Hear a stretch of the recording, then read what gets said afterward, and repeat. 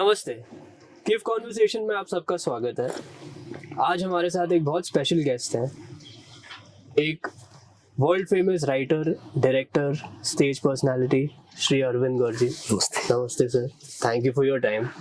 आपको कैसा लगा सर इस साल किफ? नहीं, बहुत अच्छा फेस्टिवल है और सबसे बड़ा यहाँ का माहौल है जो बहुत क्रिएटिव है, बहुत पॉजिटिव है। और यहाँ जो हर वॉलंटियर जो है अपनी जिम्मेदारी एक उत्सव की तरह ले रहा है। और इसके साथ साथ जो सिर्फ फिल्म फेस्टिवल नहीं है, यहाँ बहुत सारी एक्टिविटीज साथ में है। आज मैं थिएटर की 2 घंटे की वर्कशॉप लेकर आया हूँ और आपसे बातचीत कर रहा हूँ। यहाँ बहुत सारे अलग अलग लेखक, राइटर जो आ रहे हैं, उनसे मिलने का जो मौका मिल रहा है वो जिंदगी में मेरे लिए बहुत बड़ा अनुभव है। सर हम बहुत लकी हैं कि आप जैसे एकदम दिग्गज लोग आए हमारे पास और हमारे साथ बात कर रहे हैं। मेरा पहला क्वेश्चन ये है सर कि जो आपका थिएटर रंगमंच में सफ़र था वो कहाँ से स्टार्ट हुआ सर? मैं इंजीनियरिंग का स्टूडेंट था और उसके बाद मैं तलाश कर रहा था कि क्या करना है, क्या नहीं करना है। वो करते हुए मैं बहुत सारे अलग अलग काम में गया। वहाँ से मैं पत्रकार बना, पत्रकार के बाद टेलीविजन में गया और अलग अलग क्षेत्र में काम करने के बाद मैं नाटक साथ साथ करता रहा। तो वहीं से मुझे लगा कि मुझे नाटक करने हैं और इसलिए मैंने इसको प्रोफेशनली अपनाना चाहा।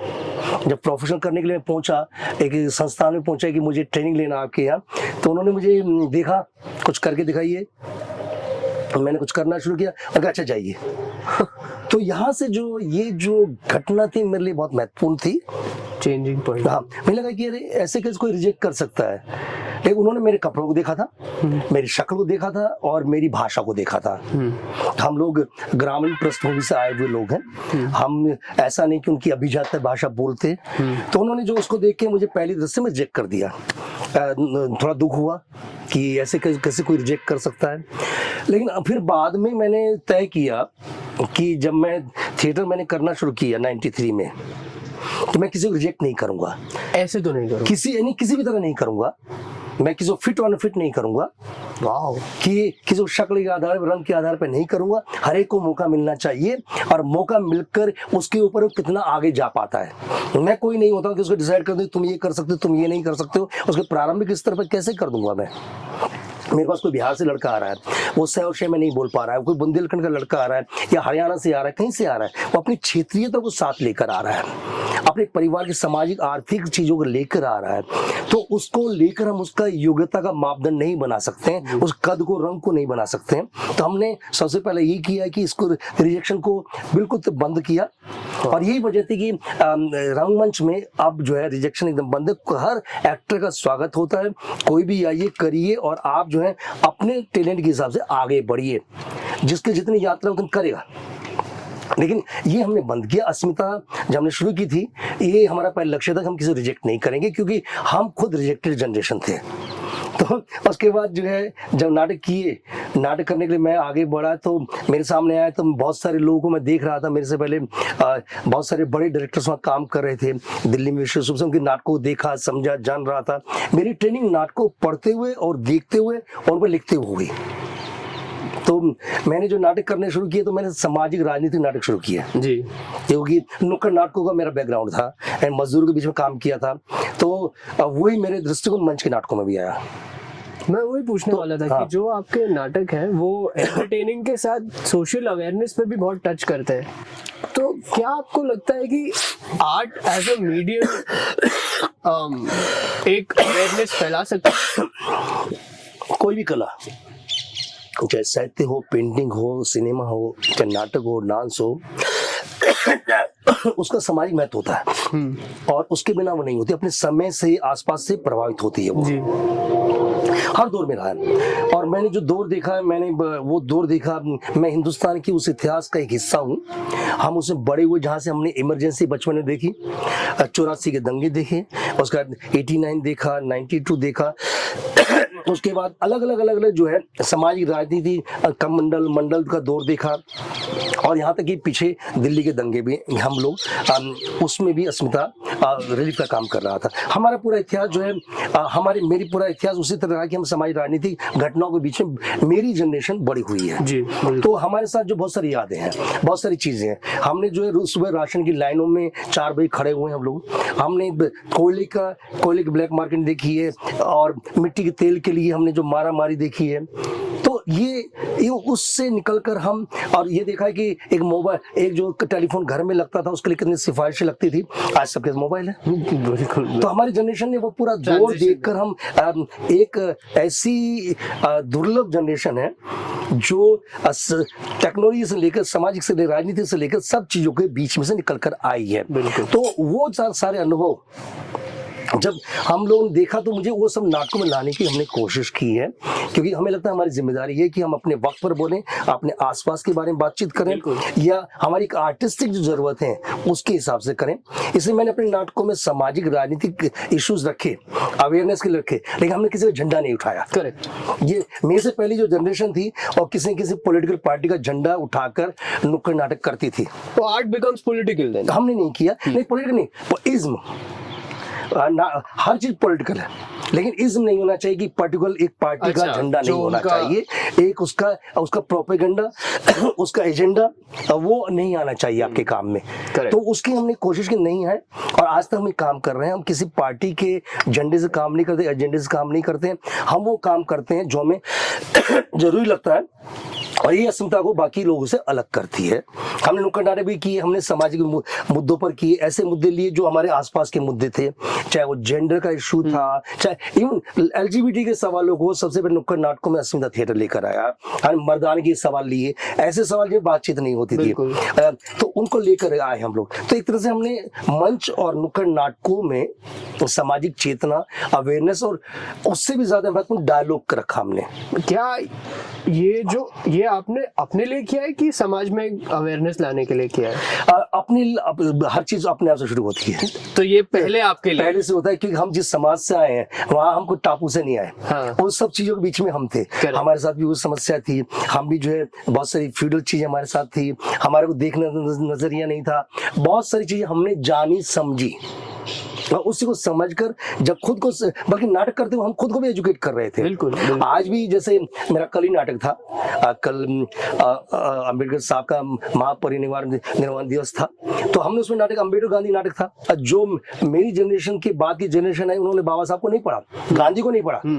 जब हमने नाटक किया पिछले 15 साल से हम नाटक कर रहे हैं, जब हम करते हैं तो उसके बाद जो बातचीत होती है, करेक्ट, एक कॉन्वर्सेशन होता है, तो नाटक करना महत्वपूर्ण नहीं था, एक संवाद भी करना था जी, जो हमारे एक्टर के मध्य में भी हो रहा था, दर्शक के साथ भी हो रहा था, हमारे खुद के साथ भी हो रहा था। तो ये एक तरह से व्यापक हर नाटक के साथ हमने किया। इवन महेश दत्तानी का नाटक किया हमने, फाइनल सॉल्यूशंस किया, हिंदी में पहली बार अस्मिता ने थिएटर ने किया था। तो जब हमने उसको किया तो उस समय देश सांप्रदायिकता के सवालों से जूझ रहा था। आज भी ऐसी स्थिति अलग नहीं है, लेकिन उस समय लोग एकदम तीखी बहसों के तैयार थे, तो हम लोग बहस को मौका देते थे, बट उसको सही ढंग से, सही कायदे से हम देते थे, क्योंकि आप बात करेंगे तभी तो उस समस्या को समझेंगे। गिरीश कर्नाड का नाटक रक्त कल्याण है। रक्त कल्याण जो मंडल और कमंडल के बीच में आया, जहां पर हमारा समाज उससे जूझ रहा था, जो भारत के अंदर जो है पिछले सालों में सबसे बड़ी जो सबके हमारे माइंड सेट को इफेक्ट किया है, हमारे राजनीति इफेक्ट किया है, वो मंडल कमंडल की राजनीति थी। उसके बीच में आया, जब हम नाटक करते थे उसके बाद जो बहुत सवाल आते थे, हम हर सवाल का उत्तर देने के लिए नहीं है, हम भी समझ रहे हैं। हम चाहते समाज में बातचीत तो हो, जब तक डायलॉग नहीं होगा, जब हम तब तक उसको एक्नॉलेज नहीं करेंगे तब तक नहीं हो सकता। कैसे निकलेगा? हमने जैसे एलजीबीटीक्यू पर नाटक किया, जब हम कर रहे थे, कई जगह पब्लिक ने और स्टूडेंट ने विरोध किया कि आप क्या कर रहे हैं, समाज में क्या दिखाना चाहते हैं। मैसेज क्या था वो नाटक का? कि आप जो है, जो आप जिसको अलग समझते हैं, हर एक को अपनी जो जरूरत है, अपनी जो इच्छाएं, अपनी चीजें, हर एक को अपनी जिंदगी जीने का हक है। आप उसे थोप नहीं सकते ना, किसी भी तरह की चॉइस को आप थोप नहीं सकते हैं। करेक्ट। कि भाई आपने कहा कि नहीं ऐसा ही होना चाहिए, ये नहीं होना चाहिए, आप कौन होते हैं? करेक्ट। किसी के ऊपर। तो हमने उसमें किया, तो वहां पर दिक्कत हुई शुरुआत में, लेकिन वही नाटक बाद में एलजीबीटी मूवमेंट का सबसे बड़ा हिस्सा बन गया। वाह। तो ऐसे ही हमने डोमेस्टिक वर्कर्स के लिए काम किया, 3 साल हमें काम किया, स्कूल और कॉलेजों में किया, हमने उसको एक तरह से मूवमेंट बनाया। डोमेस्टिक वर्कर को पहले वर्कर भी नहीं माना जाता था, तो हमने उसके लिए लोगों में अवेयरनेस की। ऐसे ही हमारा नाटक था। नाटक की सक्सेस स्टोरी इसलिए बता रहा हूँ कि जो आपने कहा अवेयरनेस और उसके साथ क्या अंतर पड़ता है। हमारा एक नाटक था पुस्तकालय मदिरालय। भारत को क्या चाहिए? पुस्तक चाहिए, मदिरालय चाहिए। तो हम इस नाटक को लेकर गए बिहार में। हमने गया से शुरू किया, गया के बाद हमने भागलपुर, मुंगेर, अलग अलग जगहों से पटना तक हम पहुंचे। जब हम पटना तक पहुंचे हमें पता लगा गया में महिलाओं ने शराब की दुकानों पर जो शराब की बोतलें तोड़ दी और बहुत हंगामा हो रहा था उस समय। ये हमारे नाटक पार्लियामेंट तक गूंजा कि वहां पर जो है एक लोगों की जरूरत है, क्या चाहिए। सरकार ने मदिरालय बंद नहीं किए, मतलब बिहार में जरूर मदिरालय पे प्रतिबंध लगा लेकिन देश में नहीं हुआ। लेकिन उस समय की सरकार ने लाइब्रेरी मिशन जरूर बनाया। उस नाटक के बाद हमारे पास लाइब्रेरी मिशन भी नहीं था। जो लाइब्रेरी बंद पड़ी थी, चाहे वो मुंगेर की लाइब्रेरी थी या गया के पास लाइब्रेरी थी, या बहुत लाइब्रेरी को फंड दिया, एक शुरुआत हुई, लाइब्रेरी की अहमियत को समझा गया। अभी बहुत जरूरत है। तो एक तरह से हमारे सक्सेस स्टोरी है नाटक की। जैसे हमने जिस समय निर्भया कांड हुआ, अस्मिता थिएटर उसमें अग्रणी था, हमने उस मूवमेंट का हिस्सा बने, उसको आगे किया।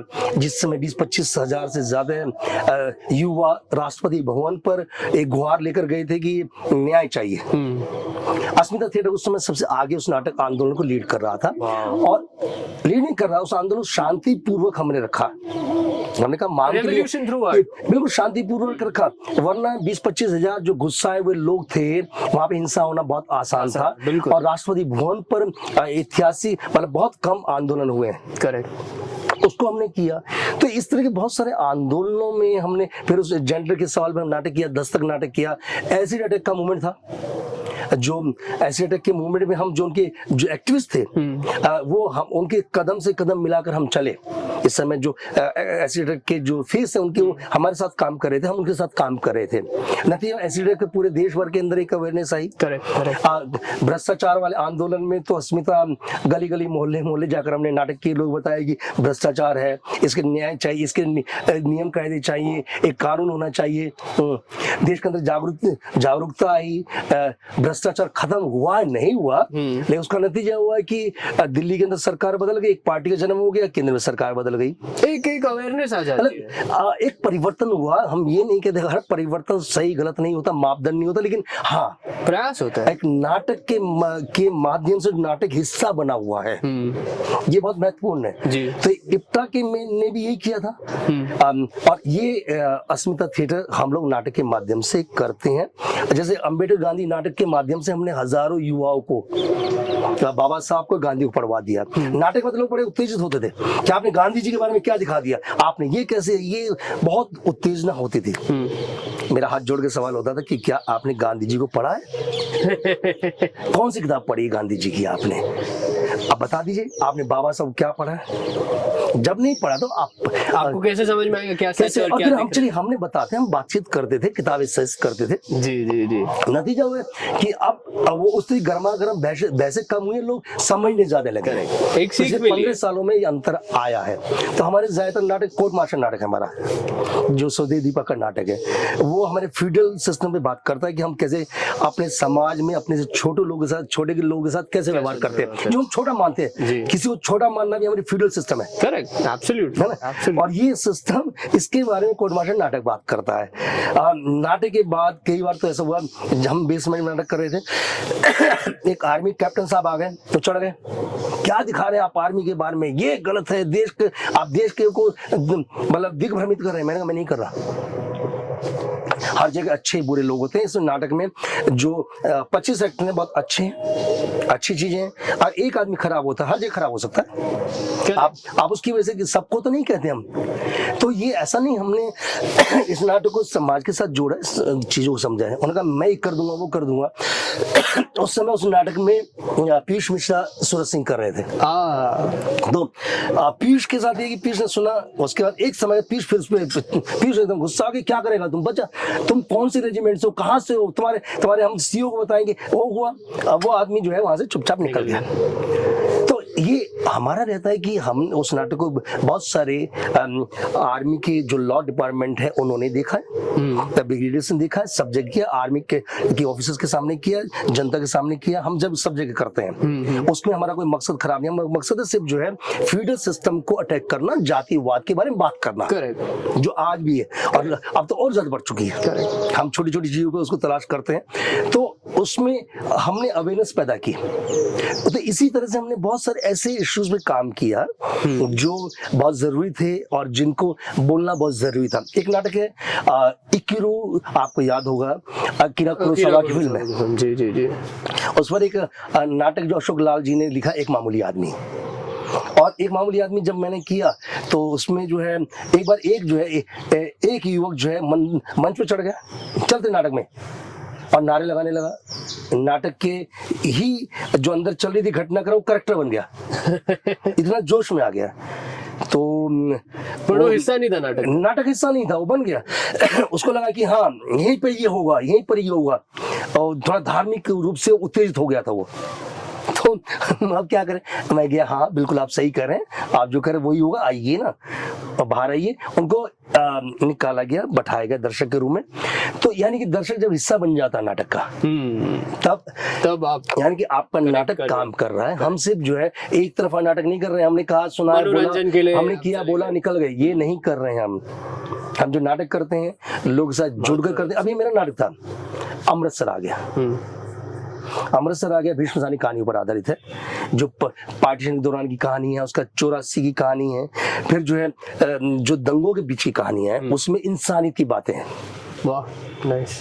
अपाली जैसी कहानी है, निमित जैसी कहानी है, उसके अंदर सरदारनी जैसी कहानी है जो बहुत ही और जो झुटपुरा जैसी कहानी है, बहुत ये ऐसी कहानी है जो दिल को झकझोरती हैं। तो यहाँ पर अभी मैं सरदारनी नाटक कर रहा था, अंतिम उसकी 5 कहानी का नाटक। सरदारनी में एक सरदारनी जो एक मुस्लिम को अपने एरिया से निकाल कर मुस्लिम तक एरिया तक पहुंचाती है, तो उसके बीच उसका जो विरोध होता है, लेकिन उसकी जो ताकत है, अंदर की जो ताकत है, वो एक छोटी कटार लेके खड़ी हो जाती है कि ये गुरु गोविंद साहब की तलवार है और हट जाओ नहीं तो मारे जाओगे।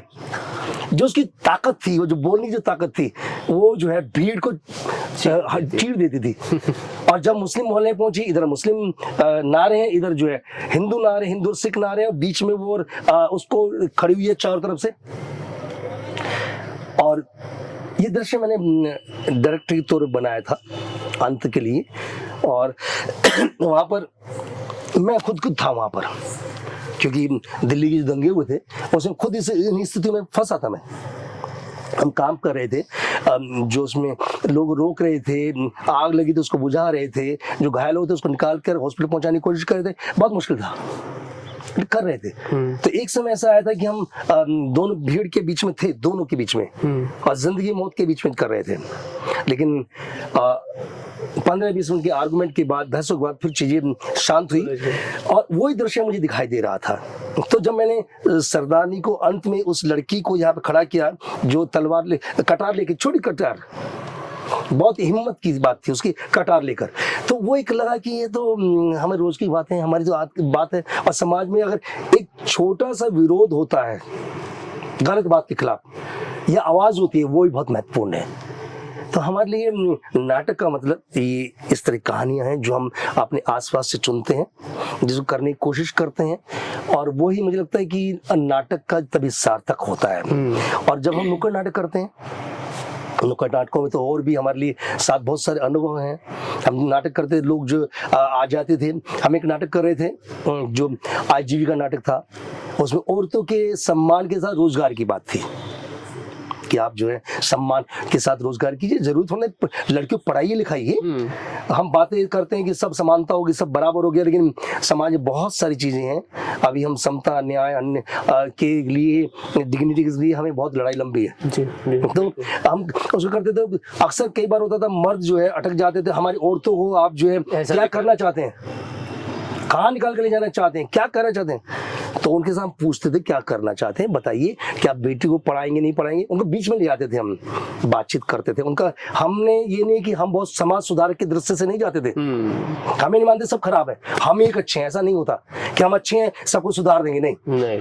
कॉन्वर्सेशन, हम उसी समाज का हिस्सा है जो समाज अपने कंट्राडिक्शन के साथ है। जो कंट्राडिक्शन, कॉन्फ्लिक्ट हमारे नाटकों में आता है, वो लाइफ में, वो जिंदगी अंदर है। तो हम लोग उसको करते थे, समझाने की कोशिश करते थे, और उसमें सफल भी हुए। और उसकी सफलता का नतीजा था कि हमने बहुत सारी लड़कियों को एजुकेशन में और दूसरे व्यवसायों में NGOs के साथ बहुत जोड़ा। हमने उनको ड्राइविंग से लेकर छोटे छोटे काम और छोटी छोटी चीज़ों में जोड़ा, जो हमारी एक बहुत बड़ा सफलता थी। और यही चीज़ हमने मर्दानगी नाटक कर रहे थे, हम मर्दानगी मर्द बनने की प्रक्रिया जो हमारे घरों से शुरू होती है। हम कहते हैं कि जेंडर इशू, ये हम बहुत सारी बातें करते हैं, लेकिन कहाँ से आता है वो डिस्क्रिमिनेशन, कहाँ से आता है? क्योंकि हम मर्द बनाते हैं ऐसे। जब मर्द बनाते हैं तो उस मर्द की प्रक्रिया जो है वो हमने बहुत इंटरेस्टिंग तरीके से, मर्द भी ऐसा तो नहीं कि उसके अंदर से आ गया है बचपन से कि मुझे मारना है अपनी बीवी को या अपनी गर्लफ्रेंड को गालियाँ देनी है, या जो है अपने सड़क पर दिखाना है कि मैं मर्द हुआ यहाँ पर, या मर्दान के नाम पर चाकू उठाकर जो है मार देना, ये रोड रेज कर देना है। कहाँ से आता है? तो उसको हमने करने की कोशिश की और वो नाटक हमारा बहुत सफल हुआ जो हम कर रहे थे। इसी तरह से एक हमारा बहुत इमोशनल नाटक भी है, बुढ़ापा। नहीं, इन चीज़ों को कोई नहीं उठाता। जो छोटी छोटी कहानियाँ हैं उनको उसमें हमने पिरोया। कैसे? क्योंकि कुछ साल पहले, 10 साल पहले मैंने घटना पड़ी थी कि एक औरत जो है बुढ़िया एयरपोर्ट पर ही अपने बेटे को तलाश करती घूम रही थी। उसका बेटा जा चुका था, उसका बेटा यहाँ पर आया, अमेरिका में रहता था, यहाँ पर आया, उसने अपनी सारी चीजें बेची, माँ को अमेरिका लेके जा रहा हूँ, एयरपोर्ट में ले गया कि अभी लाता हूँ, छोड़ दिया और निकल गया। 5-6 घंटे घूमती रही अंतर। तो इस तरह बहुत सारी घटनाएं। एक और घटना थी जिसमें एक बुढ़िया जो है कूड़े के ढेर पे पड़ी हुई पाई गई थी और वृद्धाश्रम में तो लोग छोड़ते रहते हैं, या बहुत सारी हमें ऐसी महिलाएं सड़कों मिल जाती हैं। तो ये कहानी है, घर घर की कहानी है, बुढ़ापे की कहानी घर घर की कहानी है। तो हमने बहुत उसको इमोशनल नाटक बनाया कि बहुत सारी कहानी जोड़ के नाटक बनाया कि जो लोग आपको आपके बचपन में आपके बीमार होने पर रात भर जागते हैं, आप गीला कर देते हैं, तब भी वो जो है आपको जो है गोदी में लेकर रात भर सुलाते हैं, उनको आप बुढ़ापे में अकेला क्यों छोड़ देते हैं? कमरों में, कोनों में या दुशत्तियों में या बरामदे के कोने में क्यों छोड़ देते हैं? उनका क्या थोड़ी मांग रहे, सिर्फ वक्त ही तो मांग रहे। ये हमने उसमें किया और वो नाटक रुला देता है।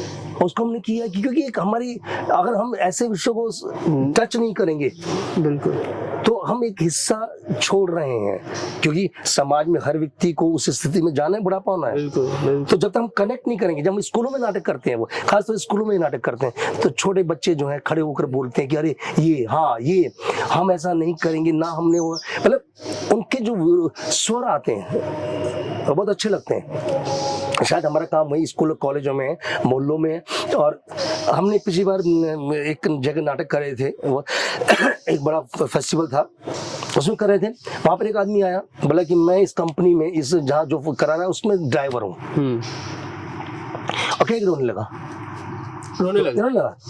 हम बीच में बुलाते हैं लोगों को बोलने के लिए कि आइए, आप आइए, बोलिए, बताइए। तो रोने लगा, बोले मैं बहुत ही नालायक हूँ, मैंने अपनी माँ को गांव छोड़ रखा है, मैं यहाँ नौकरी कर रहा हूँ और मैं बिल्कुल जो है 6 महीने बाद उससे मिलूंगा, मैं नौकरी छोड़ दूंगा, मैं उसके पास रहूंगा, मैं यहाँ ले आऊंगा। उसका जो कॉन्फ्लिक्ट शुरू हुआ, इमोशनल चीजें हुई, वो अक्सर नाटकों में होता है हमारे। और भी लोग फिर अलग अलग कहानियां आती हैं, हमें सुनना पड़ता है, और क्यों सुनेंगे नहीं तो हम हमारे नाटक कनेक्ट नहीं होंगे, बिल्कुल हम महसूस नहीं कर, नाटक नहीं कर सकते। तो हमारा नाटक जो है समाज के साथ कनेक्शन का महसूस करने का नाटक है, जो बहुत सारा कॉमर्शियल नहीं, हम व्यावसायिक रूप से कॉमर्शियल नहीं है, हम प्रोफेशनल हैं, अपने काम को करते हैं, अपने समय को करते हैं। और यही वजह है कि हमने नाटक को अपने से जोड़कर समाज के साथ जोड़ा। और हम जब हम अपने को सही करते हैं, समाज के साथ जुड़ पाते हैं। और इसलिए हमारे नाटकों को जब हम करते हैं तो हमारे साथ ये होता है कि हमारे पर कोई चीज प्रभावित ना हो, कुछ ना हो, तो हमारा सारा आर्थिक ढांचा दर्शक पर ही निर्भर होता है। हम नाटक करते हैं, टिकट बेचते हैं, उससे खर्चा निकालते हैं। मैं सुबह फर्स्ट हाफ के अंदर थिएटर वर्कशॉप्स करता हूँ, उससे गुरु का खर्चा निकालता हूँ। तो हमने सरकार पर नहीं निर्भर किया, बिल्कुल। हमने जो प्रोजेक्ट पे निर्भर नहीं किया, किसी एनजीओ पर निर्भर नहीं किया, ग्रांट पे निर्भर नहीं किया। पिछले 30 सालों में 30 पैसे भी सरकार से नहीं लिए। और ये हमारी शायद ताकत भी है।